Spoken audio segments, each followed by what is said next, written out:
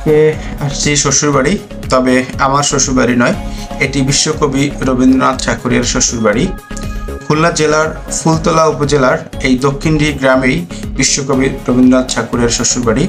রবীন্দ্রনাথ ঠাকুরের শ্বশুরের নাম ছিল বেণী মাধব রায় চৌধুরী। তিনি মূলত ঠাকুর পরিবারেরই একজন কর্মচারী ছিলেন।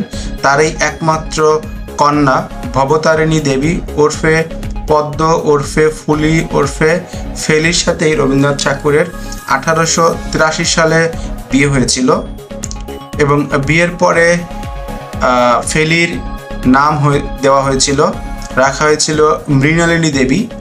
এবং দক্ষিণডি গ্রামেই রবীন্দ্রনাথ ঠাকুরের যে পিতা মহর্ষি দেবেন্দ্রনাথ ঠাকুরেরও শ্বশুরবাড়ি।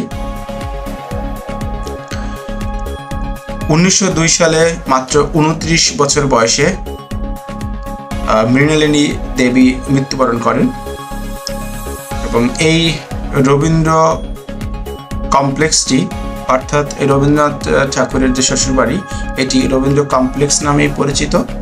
এবং এই ভবনটি যদি আপনারা দেখতে চান, এই ঐতিহাসিক জায়গাটা যদি সাক্ষী হতে চান, তাহলে খুলনা 0 পয়েন্ট থেকে এর দূরত্ব হচ্ছে মাত্র 24 কিলোমিটার, আসতে আধা ঘন্টা সময় লাগে। এবং এই ভবনের মধ্যে রবীন্দ্রনাথের বিভিন্ন সময়ের বিভিন্ন ধরনের ছবি, তার কবিতা, তার গান এখানে রাখা রয়েছে, সাজানো রয়েছে। আপনারা এই কমপ্লেক্সে সপরিবারে ঘুরে যেতে পারেন, দল নিয়ে আসতে পারেন। এবং এর প্রবেশ মূল্য হচ্ছে মাত্র 10 টাকা। সার্কভুক্ত দেশের দর্শনার্থীদের জন্য 50 টাকা এবং এর বাইরের বিদেশিদের জন্য মাত্র 200 টাকা।